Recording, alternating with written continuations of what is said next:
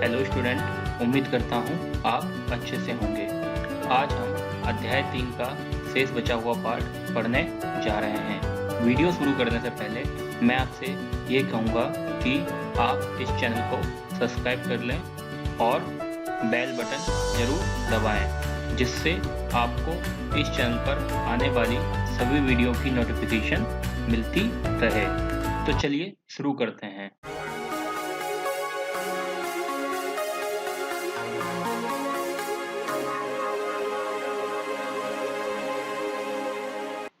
आइए अब हम प्लास्टिक के बारे में पढ़ते हैं।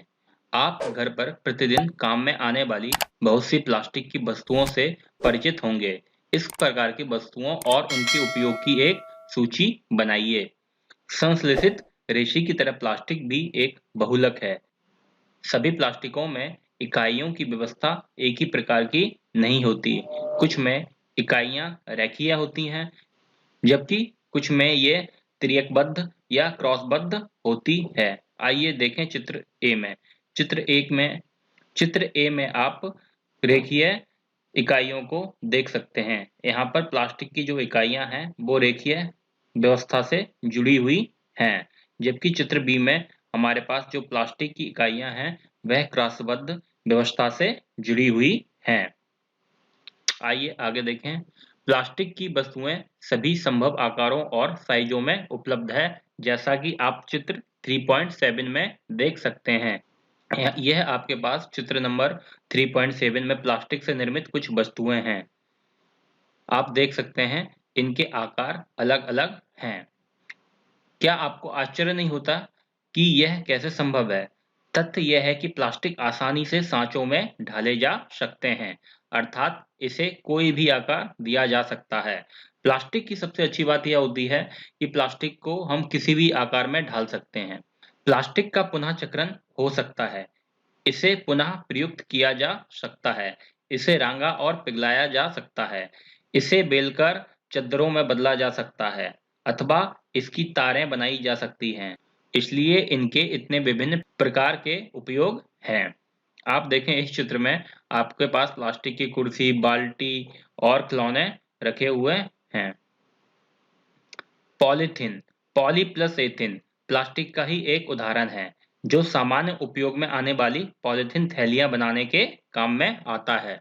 आपने देखा होगा घरों में उपयोग होने वाली पॉलीथीन पॉली प्लस एथीन, यह भी एक प्लास्टिक ही होती है। अब आप स्वयं प्लास्टिक के टुकड़े को मोड़िए। क्या सभी प्लास्टिक वस्तुएं सरलतापूर्वक मोड़ी जा सकती हैं?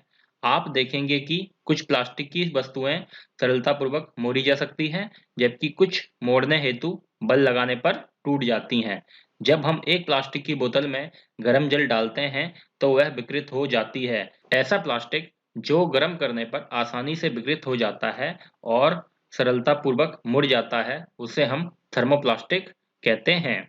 पॉलीथीन और पीवीसी थर्मोप्लास्टिक के कुछ उदाहरण हैं। उनका उपयोग खिलौने, कंघियों और विभिन्न प्रकार के पात्रों के बड़े पैमाने पर निर्माण हेतु किया जाता है। दूसरी ओर कुछ प्लास्टिक ऐसे हैं जिन्हें एक बार में सांचे में ढाल दिया जाता है, तो उन्हें ऊष्मा देकर गर्म नहीं किया जा सकता। ये थर्मोसेटिंग प्लास्टिक कहलाते हैं। दो उदाहरण हैं, बेकेलाइट और मेलामाइन। बेकेलाइट ऊष्मा और विद्युत का कुचालक है। यह बिजली, स्विच, विभिन्न बर्तनों के हत्थे आदि बनाने में काम आता है। मेलेमाइन एक बहुउपयोगी पदार्थ है। यह आग का प्रतिरोधक है तथा अन्य प्लास्टिक की अपेक्षा ऊष्मा को सहने की अधिक क्षमता रखता है। यह फर्श की टाइलें, रसोई के बर्तन और कपड़े बनाने के उपयोग में लिया जाता है, जो आग का प्रतिरोध करते हैं। चित्र 3.8 में थर्मोप्लास्टिक और थर्मोसेटिंग प्लास्टिक के विभिन्न उपयोगों को प्रदर्शित किया गया है। आप देख सकते हैं चित्र 3.a में हमारे पास ऊपर कुछ थर्मोसेटिंग प्लास्टिक से निर्मित कुछ वस्तुएं हैं और थर्मोप्लास्टिक से निर्मित कुछ वस्तुएं हैं। थर्मोप्लास्टिक वे वस्तुएं होती हैं जो आसानी से गर्म करने पर मुड़ जाती हैं। उन्हें हम थर्मोप्लास्टिक कहते हैं। इनसे हम खिलौने, कंघियां आदि इत्यादि बनाते हैं। जबकि कुछ प्लास्टिक ऐसे हैं जिन्हें एक बार सांचे में डालने पर उन्हें अगर हम गर्म करें तो वह नरम नहीं होते, तो उनको हम थर्मोसेटिंग प्लास्टिक कहते हैं। इसके उदाहरण में आपको बेकेलाइट और मेलामाइन बताया गया था। इनसे कई सारे सामान बनाए जाते हैं। जैसे आप देख सकते हैं इस चित्र में आपको बिजली के बोर्ड, खाने के बर्तन और कुकर का हत्था भी हमारे पास इनसे बनाया जाता है। आइए आगे बढ़ते हैं विकल्प पदार्थ प्लास्टिक की ओर। आज यदि हम कोई खाद्य सामग्री, जल, दूध, अचार, सूखे मेवे आदि के संचयन करने की सोचे तो प्लास्टिक पात्र सबसे सुविधाजनक लगते हैं। इसका कारण उनका हल्का भार, कम कीमत, अच्छा सामर्थ्य और उपयोग में आसानी है। धातुओं की अपेक्षा हल्के होने के कारण प्लास्टिक का उपयोग कारों, वायुयानों और अंतरिक्ष यानों में भी होता है। उपयोग की यह सूची असीमित है। यदि हम चप्पल, फर्नीचर और सजावट की वस्तुएं आदि से गिनना प्रारंभ करें, आइए अब प्लास्टिक के अभिलाक्षिक गुणों की विवेचना करें। अब आगे हमें प्लास्टिक के गुणों के बारे में पढ़ना है, जिसमें पहला गुण है प्लास्टिक अनअभिक्रियाशील है। आप जानते हैं कि लोहे जैसी धातुओं को जब नमी और वायु में खुला छोड़ दिया जाता है तो उनमें जंग लग जाता है, परंतु प्लास्टिक जल और वायु से अभिक्रिया नहीं करते। उनका संचारण आसानी से नहीं होता, इसलिए इनका उपयोग बहुत से रसायनों सहित विभिन्न प्रकार के पदार्थों के संचयन हेतु किया जाता है। आप देखते होंगे कि जब हम लोहे को खुला छोड़ देते हैं तो उसमें कुछ दिनों पश्चात जंग लग जाता है, जबकि प्लास्टिक को आप कहीं भी रख दें, उसमें वायु तथा जल का कोई प्रभाव नहीं पड़ता है। आइए अगला लक्षण देखें। प्लास्टिक हल्का, प्रबल और चिरस्थायी है। पूर्व काल में आने वाली बाल्टियों के बारे में अपने माता-पिता और दादा-दादी से बात करिए। किस पदार्थ की बनी बाल्टियां और मग आज उपयोग में ले रहे हैं? प्लास्टिक पात्रों को उपयोग में लेने के क्या लाभ हैं? क्योंकि प्लास्टिक बहुत हल्का, प्रबल, चिरस्थायी और विभिन्न आकारों और साइजों में ढाला जा सकता है, अतः यह विभिन्न उद्देश्यों हेतु उपयोग में लाया जाता है। प्लास्टिक सामान्यतः धातुओं की अपेक्षा सस्ते होते हैं। यह उद्योगों और घरेलू कार्यों में व्यापक रूप से उपयोग में लिए जाते हैं। विभिन्न प्रकार के प्लास्टिक पात्रों की सूची बनाइए जिन्हें आप दैनिक जीवन में उपयोग में लाते हैं। यहाँ प्लास्टिक के हल्का होने, प्रबल और अत्यधिक अधिक दिनों तक चलने के बारे में बताया जा रहा है। आइए अगले लक्षण के बारे में पढ़ें। प्लास्टिक कुचालक है। ऊपर आपने सीखा कि प्लास्टिक ऊष्मा और विद्युत के कुचालक हैं, इसलिए बिजली के तार प्लास्टिक से ढके रहते हैं और खाना बनाने वाले पात्रों के हत्थे भी इससे बने हुए होते हैं। क्या आप जानते हैं प्लास्टिक का स्वास्थ्य देखभाल उद्योगों में व्यापक उपयोग होता है? इसके उपयोग के कुछ उदाहरण हैं दवा की गोलियां, टिक्कियों को पैक करने हेतु, घावों को सीने हेतु धागे, सिरिंज, चिकित्सकों के दस्ताने और विविध प्रकार के चिकित्सीय यंत्र। माइक्रोवेव ओवन में भोजन पकाने हेतु विशिष्ट प्लास्टिक पात्र उपयोग में लिए जाते हैं। माइक्रोवेव ओवन में ऊष्मा खाद्य पदार्थ को पका देती है, परंतु प्लास्टिक को प्रभावित नहीं करती। जानते हैं आप ऐसा क्यों होता है? क्योंकि माइक्रोवेव में खाना वेव के द्वारा पकता है। टेफ्लॉन एक विशिष्ट प्लास्टिक है जिस पर तेल और जल चिपकता नहीं है। यह भोजन पकाने के पात्रों पर न चिपकने वाली परत लगाने के काम आता है। आजकल बहुत सारे पात्र टेफ्लॉन से बने हुए होते हैं। अग्निसह प्लास्टिक। यद्यपि संश्लेषित रेशे आसानी से आग पकड़ लेते हैं, परंतु यह जानना रोचक होगा कि आग बुझाने वाले कर्मचारी के परिधानों पर मेलामाइन प्लास्टिक की परत चढ़ी होती है, जो इसे अग्निरोधक बनाती है। तो कुछ प्लास्टिक ऐसे होते हैं जो अग्निरोधक होते हैं। प्लास्टिक और पर्यावरण। जब हम बाजार जाते हैं तो हमें प्लास्टिक अथवा पॉलिथीन थैले में लपेटी वस्तुएं मिलती हैं। यह एक कारण है कि हमारे घरों में प्लास्टिक का कचरा इकट्ठा होता रहता है, फिर यह प्लास्टिक कूड़ेदान में चला जाता है। प्लास्टिक का निस्तारण एक प्रधान समस्या है। क्यों? आइए जानें। पदार्थ जो प्राकृतिक प्रक्रिया जैसे जीवाणु की क्रिया द्वारा अपघटित हो जाते हैं, वे जैव निम्नीकरणीय कहलाते हैं, जबकि वह पदार्थ जो प्राकृतिक क्रियाओं द्वारा सरलता से विघटित नहीं होते, वह जैव अनिम्नीकरणीय कहलाते हैं। आइए सारणी 3.3 में आपको जैव निम्नीकरणीय और जैव अनिम्नीकरणीय के बारे में बताते हैं। यहाँ आपको पहले कॉलम में अपशिष्ट के प्रकार दे रखे हैं और दूसरे कॉलम में अपहासित होने में लगने वाला समय दे रखा है और तीसरे कॉलम में पदार्थ की प्रकृति दे रखी है। यदि वह पदार्थ अपघटित हो जाता है तो वह जैव निम्नीकरणीय होगा और वह पदार्थ अगर अपघटित नहीं होगा तो वह जैव अनिम्नीकरणीय होगा। आइए देखते हैं। पहले हमें सब्जी और फलों के छिलके तथा बचा हुआ भोजन आदि दे रखा है। यह हमें 1 से 2 हफ्ते का समय लगता है जैव निम्नीकरणीय होने में, तो यह हमारा पदार्थ की प्रकृति में जैव निम्नीकरणीय माना जाएगा। अगला है हमारे पास कागज। कागज में 10 से 30 दिन तक का समय लगेगा अपघटित होने में, इसलिए यह भी जैव निम्नीकरणीय है। अगला है हमारे पास सूती कपड़ा। सूती कपड़ा को 2 से 5 महीने तक का समय लगेगा अपघटित होने में, यह भी हमारा जैव निम्नीकरणीय है। अगला है हमारा लकड़ी। लकड़ी को लगभग 10 से 15 वर्ष लग जाएंगे अपघटित होने में, इसलिए यह हमारा जैव निम्नीकरणीय है।